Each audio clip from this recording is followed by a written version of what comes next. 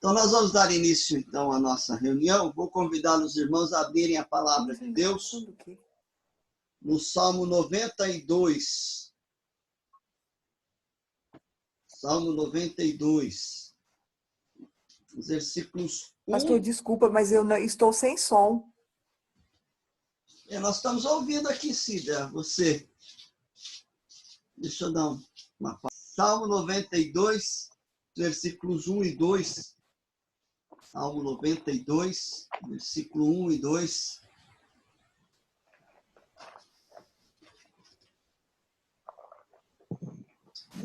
Quando a palavra de Deus nos diz assim: bom é render graças ao Senhor e cantar louvores ao teu nome, ó Altíssimo, anunciar de manhã a tua misericórdia e durante as noites a tua fidelidade. De fato, 1000 vezes, 1000 louvores nós devemos render a Jesus pela sua graça, pelo seu amor, pelo seu cuidado e pela bondade que ele tem demonstrado para com as nossas vidas. Nós devemos toda a nossa gratidão ao nosso Deus. Nós vamos nos dirigir a Deus em oração, uma oração de gratidão pela salvação que nós temos em Cristo, pela misericórdia do Senhor em nossas vidas, se renovando a cada manhã, é motivo de louvarmos e bendizermos o nome do nosso Deus. O presbítero Francisco nos dirige a Deus em oração, numa oração de gratidão a Deus pela sua graça, pelo seu amor, pela vida de Cristo Jesus em nós. Vamos orar com o nosso irmão presbítero Francisco. Santo e eterno Deus e Pai, mais uma vez, Senhor Deus, muito obrigado, Senhor Deus, por este dia, que aqui estamos reunidos, Deus, em Teu nome, meu Pai, para te agradecer, Senhor, todas as bênçãos que o Senhor tem derramado sobre nós. Principalmente, ó Deus, a bênção, Senhor, de sermos escolhidos, ó Deus, mesmo, antes da fundação do mundo. O Senhor já tinha nos escolhido, ó Deus, para sermos seus servos. Te louvamos, ó Deus, por cada irmão, ó Deus, aqui nesta noite, ó Deus, louvando, Deus, aqueles irmãos ainda, Senhor, que não teve essa oportunidade de entrar, Senhor. Mas Tu sabes, Deus, o problema de cada um.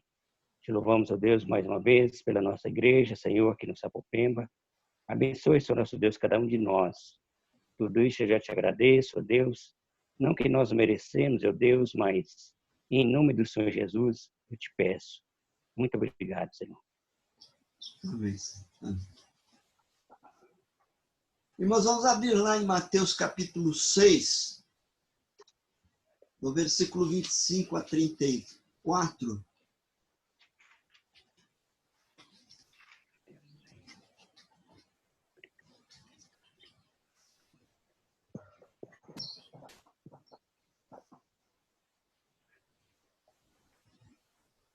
Mateus capítulo 6,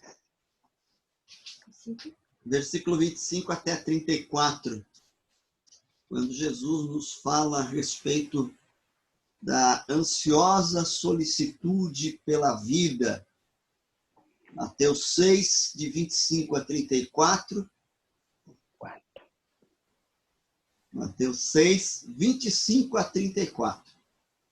Que diz assim: por isso vos digo, não andeis ansiosos pela vossa vida, quanto ao que haveis de comer ou beber, nem pelo vosso corpo, quanto ao que haveis de vestir. Não é a vida mais do que o alimento, e o corpo mais do que as vestes? Observai as aves do céu, não semeiam, não colhem, nem ajuntam em celeiros, contudo vosso Pai Celeste a sustenta. Porventura não valeis vós muito mais do que as aves? Qual de vós, por ansioso que esteja, pode acrescentar um côvado ao curso de sua vida? E por que andais ansiosos quanto ao vestuário? Considerai como crescem os lírios do campo, eles não trabalham nem fiam. Eu, contudo, vos afirmo que nem Salomão, em toda a sua glória, se vestiu como qualquer deles. Ora, se Deus veste assim a erva do campo, que hoje existe e amanhã é lançada no forno, quanto mais a vós outros, homens de pequena fé. Portanto, não vos inquieteis com dizendo que comeremos, que beberemos ou com que nos vestiremos. Porque os gentios é que procuram todas estas coisas, pois vosso Pai Celeste sabe que necessitais de todas elas. Buscai, pois, em primeiro lugar o seu reino e a sua justiça, e todas estas coisas vos serão acrescentadas. Portanto, não vos inquieteis com o dia de amanhã, pois o amanhã trará os seus cuidados. Basta ao dia o seu próprio mal. Deus nos abençoe. Jesus nos diz que a prioridade do cristão deve ser o reino de Deus, a vontade de Deus, a certeza de que aquilo que nos é necessário, Ele há de suprir para a nossa sobrevivência, para a nossa história, para a nossa vida. E certos de que Deus cuida de cada um de nós, é que nós o buscamos em oração. Não para que Ele faça aquilo que seja o nosso querer, mas que, acima de tudo, nós sejamos sensíveis à sua voz e à sua vontade prevaleça nas nossas vidas. Nós devemos colocar tudo nas mãos de Deus, na certeza de que Ele nos responde conforme a sua vontade, segundo o seu propósito. Nós vamos passar aos nossos pedidos. Algum irmão tem algum pedido?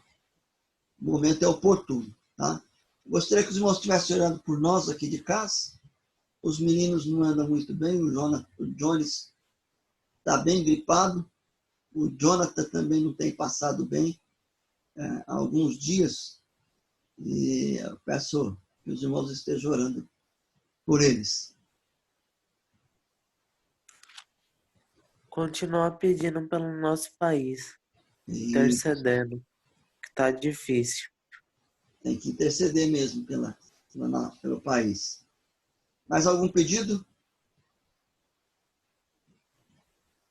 Agradecer a Deus pelo bebê que nasceu. Damiana está agradecendo o sobrinho que nasceu, né? Louvado seja o nome do Senhor, que Deus abençoe os pais na criação daquela criança. Agradecer pela vida da Paula, né, que também teve alta, já está em casa. Tá, que Deus benção. é tremendo, né? Foi uma bênção mesmo. Que bom. E a Paula Homer tem notícia, Cida? A ela? É a Paula mesmo, pastor. Ah, porque tem duas Paulas. Tem a Paula da Vila Formosa, que a gente estava orando também, né?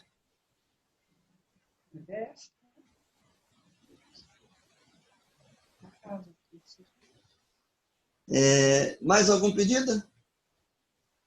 Se não há, vamos ter uma palavra de oração. Vou pedir a nossa irmã Débora nos dirigir a Deus em oração nesse momento, intercedendo.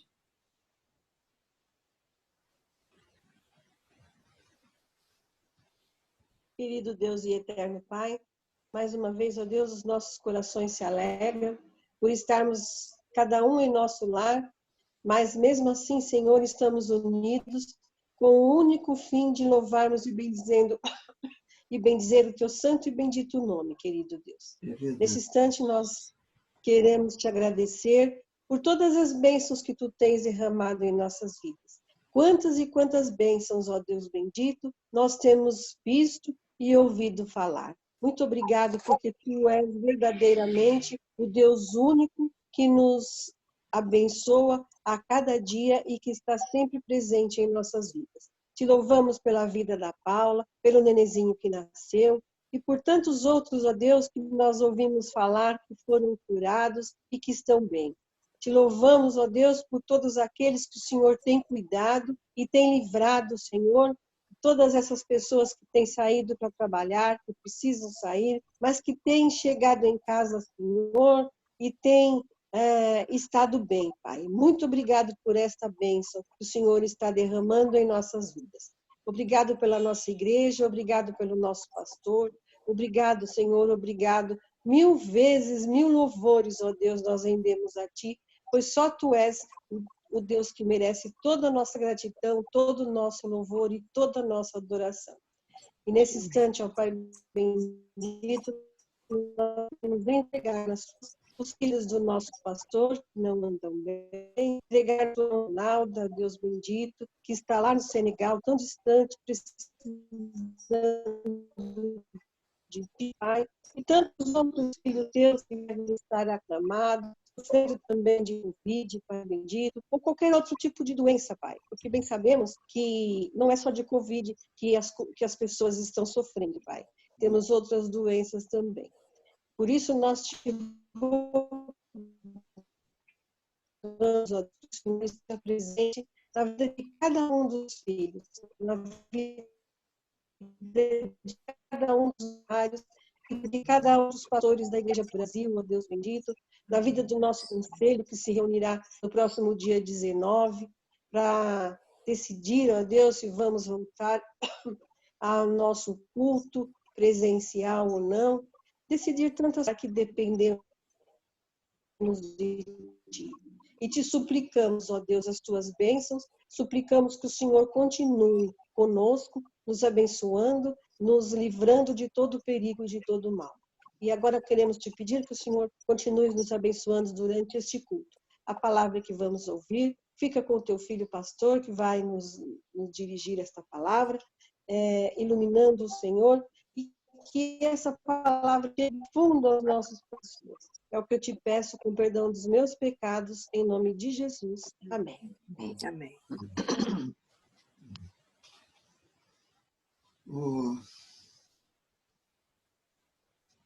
Vamos estar orando também, irmãos, na hora que vocês se lembraram da Dona Zilfa. Hoje eu falei com ela, a André me passou um recadinho.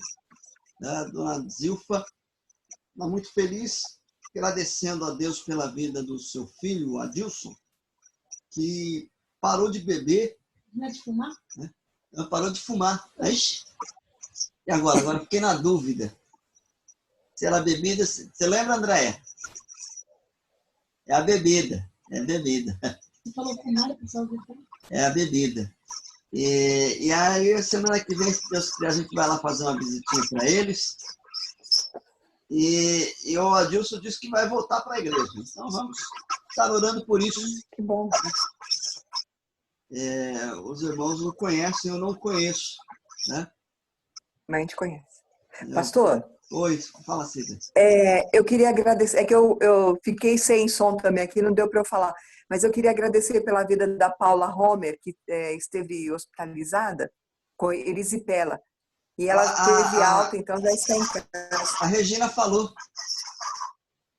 Ah, tá. A Regina fez o pedido. Tá? Ah, então tá. Tá bom, então. Obrigada. Então, tá bom.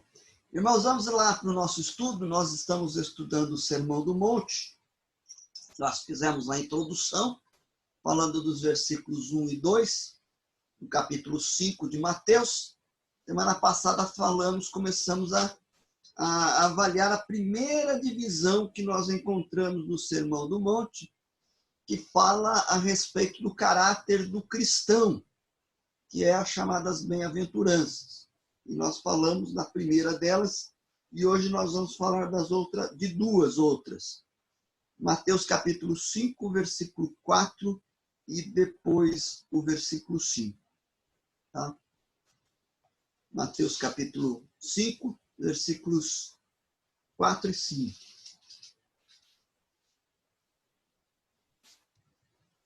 Bem-aventurados que choram, porque serão consolados. Bem-aventurados os mansos, porque herdarão a terra. Esse é o nosso... Os dois versículos que nós vamos estar meditando nesta noite. Vamos mais uma vez orar? Ó Deus, pedimos que o Senhor nos ilumine a mente, o coração, para compreendermos a Tua vontade e a Tua palavra. Que o Senhor possa falar conosco, edificando-nos, ó Deus, na Tua verdade. Em Cristo Jesus é que nós oramos. Amém. Irmão, só para a gente lembrar um pouquinho, nós já vimos nos estudos anteriores que o Sermão do Monte, ele aparece no capítulo 5 e vai até o capítulo 7, ele vai ser proferido especificamente aos seus discípulos, né? No início do ministério do Senhor Jesus Cristo, embora a instrução dada por Jesus aos seus discípulos tenha sido pública diante de uma multidão que também ouviu a mensagem, mas esse sermão é proferido especificamente aos seus discípulos. Então, neste sermão, como nós havíamos dito, não nos é recomendado que, se nós vivermos da forma como Jesus descreve, nós nos tornaremos cristãos. Longe de nós ensinarmos isto, porque a salvação jamais é pelos méritos, e sim pela graça do Senhor Jesus Cristo. A ideia é que aquilo que Jesus nos ensina neste sermão é justamente para apontar o fato de que, uma vez tendo se tornado cristãos, o nosso padrão de conduta e de vida deve ser norteado pelo padrão celestial.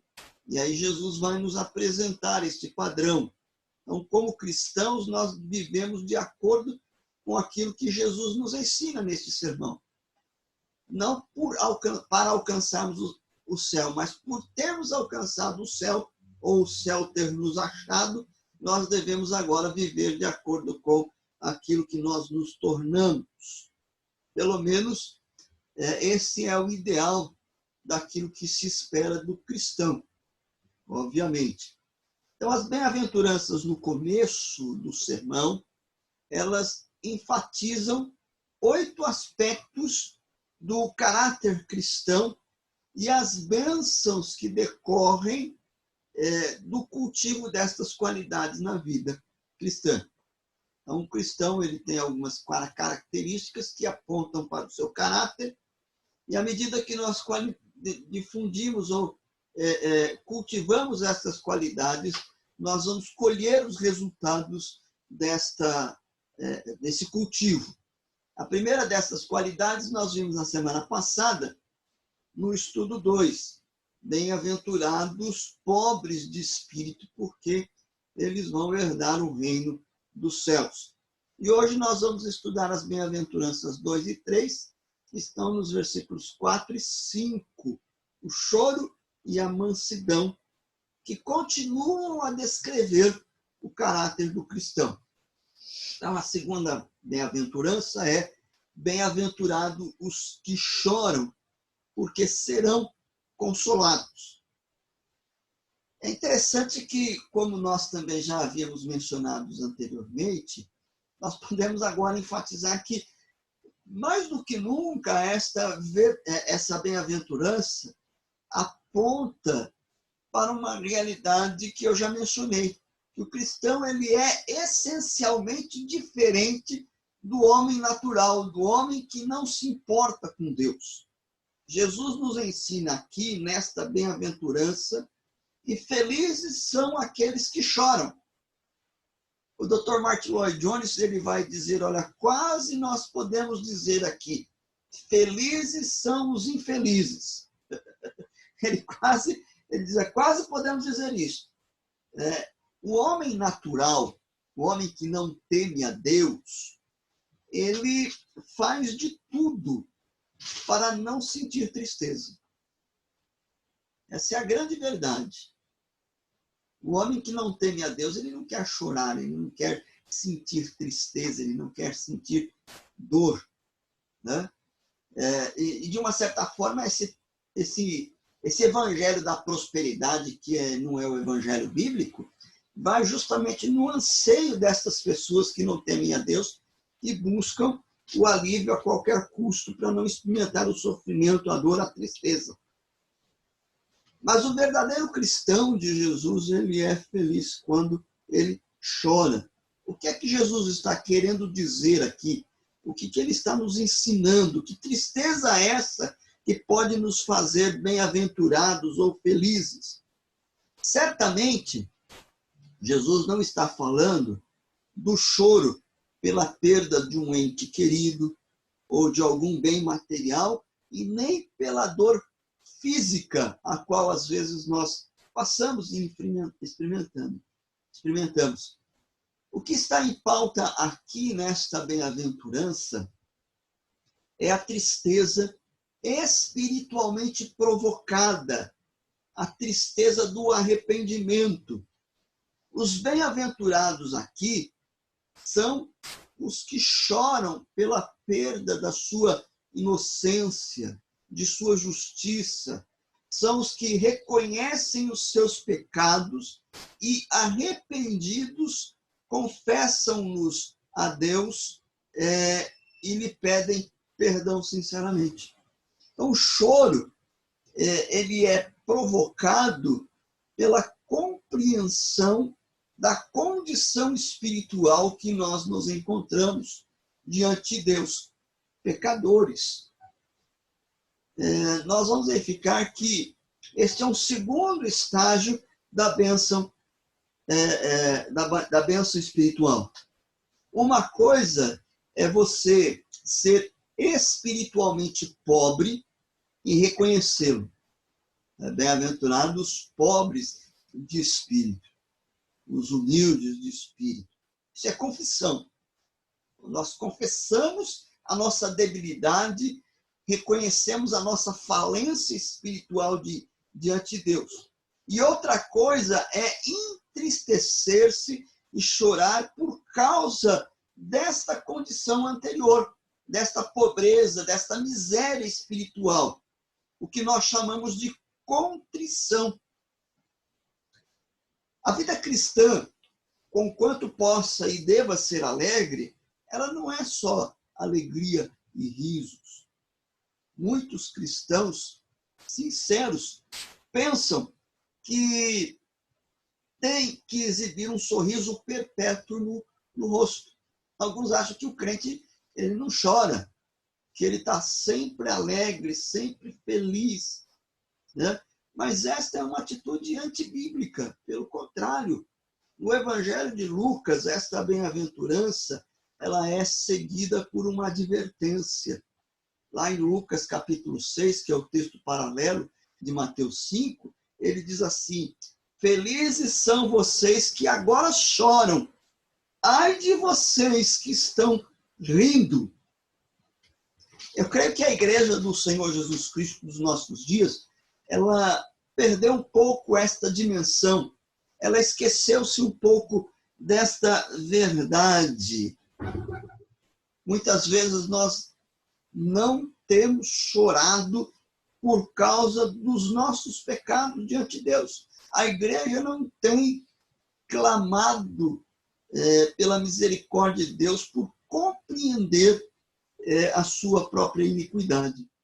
Às vezes nós temos uma visão tão superficial da graça de Deus que nos esquecemos dos nossos pecados. Às vezes nós nos achamos que somos autossuficientes e que nada precisamos. Essa é a atitude que a gente tem visto de muitas pessoas que se dizem cristãs. Na verdade, vão à presença de Deus como vão ao mercado fazer compras, exigindo de Deus isto ou aquilo e nunca se colocando penitentes, contritos na presença de Deus. Eu creio que quando nós nos colocamos face a face com Deus, nós somos imediatamente levados a enxergar quão pecadores e quão miseráveis nós somos. O profeta Isaías, quando contemplou a face de Deus lá no templo, ele disse: ai de mim, estou perdido, porque sou homem de impuros lábios, e os meus olhos viram o Rei, Senhor dos exércitos. Paulo, quando ele sonda o seu coração e contempla a realidade de quem de fato ele diz: porque é desaventurado o homem que sou, quem me livrará do corpo desta morte? Estas são as experiências de Isaías e de Paulo. Ao longo da história da igreja, nós encontramos outros testemunhos de homens e mulheres piedosos que, ao se colocarem em comunhão com Deus, choraram por causa da sua condição espiritual. David Brainerd, um missionário americano entre os índios, lá no século XVIII, no seu diário escreveu o seguinte: em minhas devoções matinais, a minha alma desfez-se em lágrimas e chorou amargamente por causa da minha extrema maldade e vileza. Olha que coisa! Na sua intimidade, na busca diante de Deus, ele contempla a sua pobreza, a sua miséria espiritual e lamenta-se diante de Deus. Será que nós temos feito isso? Será que quando nós desfrutamos a comunhão com Deus, nas nossas devocionais, nós temos parado para contemplar a realidade da nossa pecaminosidade, do quão pecadores nós somos? Será que nós temos chorado diante de Deus por causa desta situação que nós nos encontramos?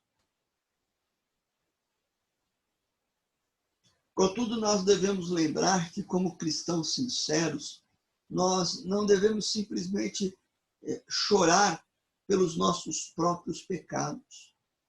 Isso é necessário que façamos, mas é preciso também que choremos não só pela nossa condição espiritual, pela nossa miséria, mas nós devemos também chorar por causa dos pecados dos outros.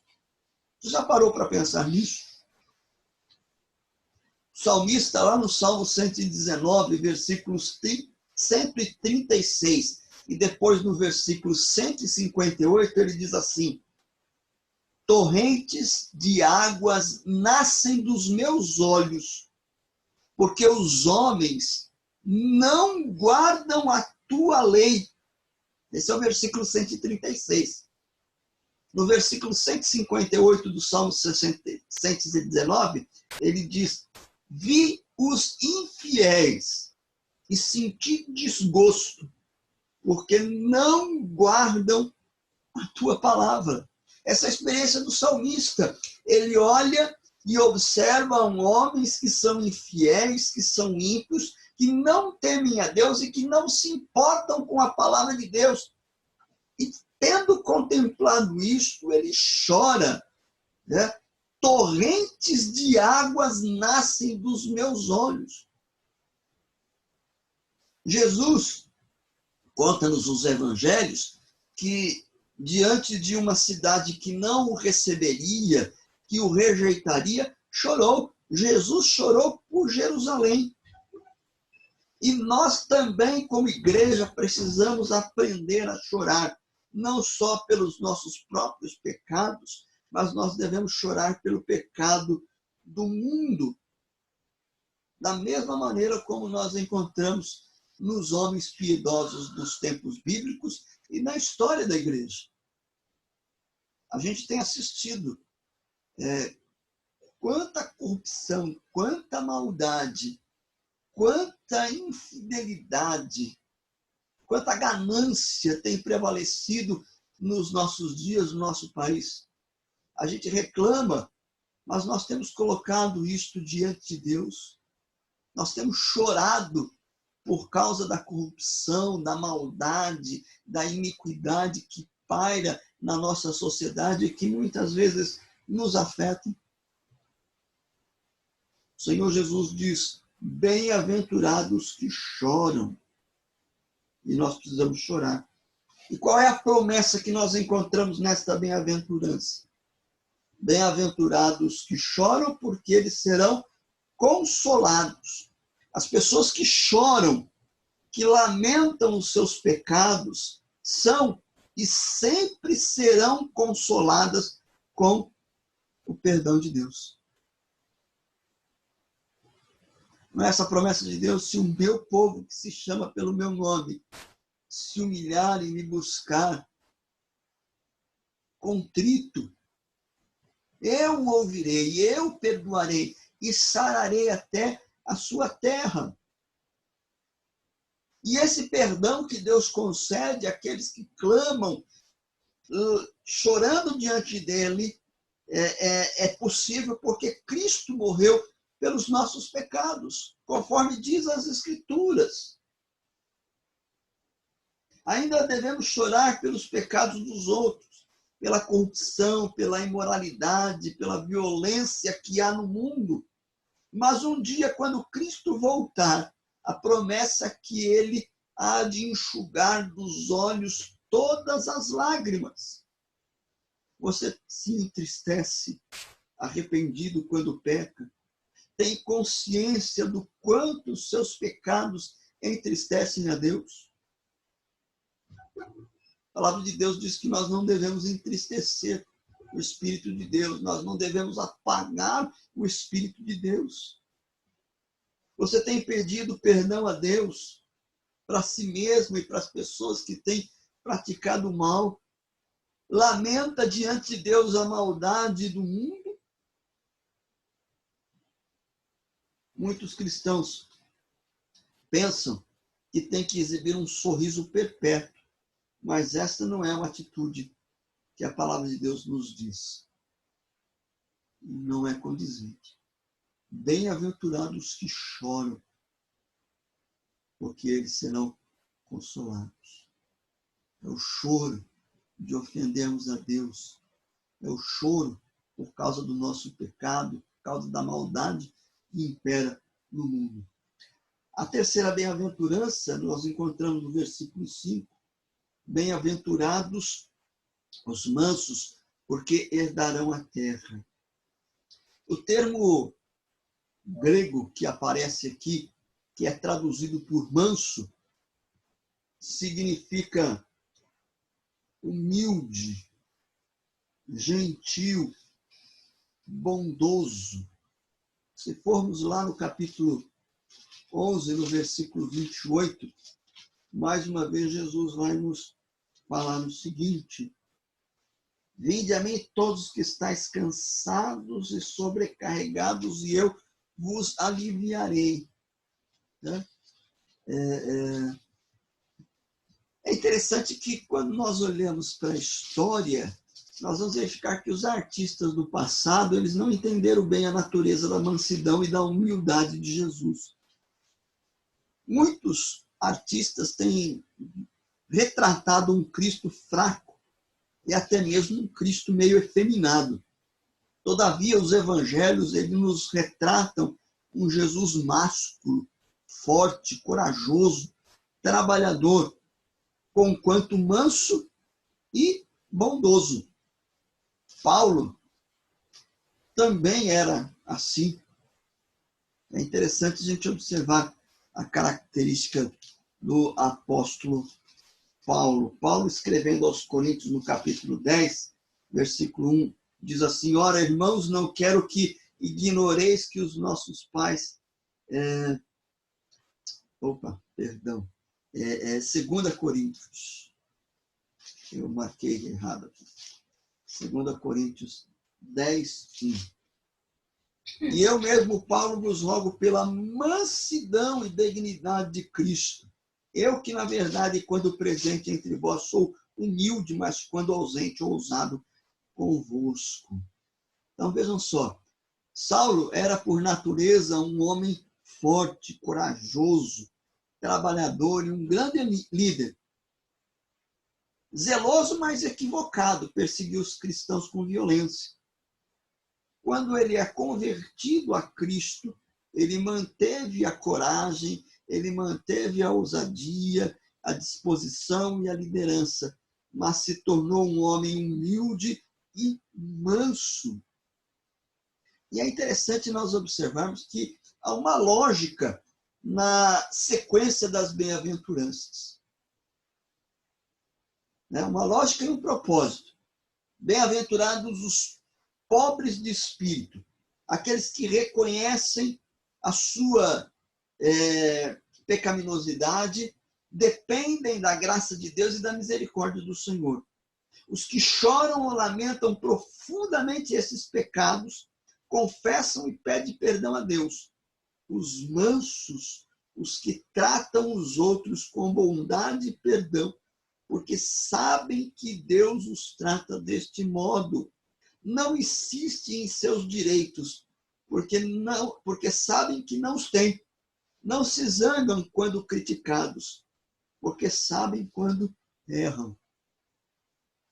Jesus nos diz que nós devemos ser mansos, porque essa é a marca do cristão, porque nós alcançamos a mansidão que provém de Deus. Nós, sendo pecadores, na condição em que estávamos, ainda assim Deus agiu graciosamente na nossa vida. E da mesma maneira como Deus nos trata, nós devemos tratar os outros. Né? Às vezes, né, e muitas vezes, nós somos tomados e levados pela nossa pecaminosidade, pela nossa natureza, que ainda reina, ou tenta reinar nos nossos corações. Né? Ontem mesmo eu fui levar o Jonathan ao médico, a consulta de rotina, no médico dele, e quando voltei, um motoqueiro lá tentando passar no meio entre os carros, teve uma dificuldade lá comigo ali, não tinha como ele passar. E aí ele ficou tão bravo, porque ele queria que eu parasse o carro para dar espaço para ele poder passar, mas não dava condição. E naquele acesso de raiva, ele veio lá e meteu a mão, rebentou meu retrovisor. Né? No fundo, a gente fica com muita raiva. Essa é a verdade. Né? Ainda brinquei com a Damiana, falei assim, que Deus faça com que ele queime lá no fogo do inferno. Né? Porque essa é a tendência nossa como pecador. Né? Mas graças a Deus, Deus me deu equilíbrio para eu ficar tranquilo ali, deixa arrebentar, que tome o prejuízo, e Deus vai cuidar dessa pessoa, que Deus tenha misericórdia dele, que Deus o livre do fogo do inferno mesmo e o transforme. Mas a tendência nossa, às vezes, nós devemos lembrar que em Cristo Jesus nós somos uma nova criatura e a nossa atitude tem que ser diferente. Né? Essa é a verdade. E a promessa que nós encontramos nesta bem-aventurança é que os mansos herdarão a terra. Né? É interessante que o pensamento comum é que os mansos, aqueles que são humildes, eles não conseguem nada porque os outros os desprezam e os ignoram. Os valentões, os arrogantes, é que conseguem as coisas que se dão bem. Né? Às vezes nós pensamos que é isso. Será que você concorda com isso? Qual tem sido a sua experiência? O que você tem observado? Né? Se nós abrirmos lá no Salmo 37, a gente vê assim, de fato, essas pessoas, esses que são valentões, que têm essa atitude, eles se dão bem, nós nos damos mal, né? Somos prejudicados. Não, a verdade não é essa, não.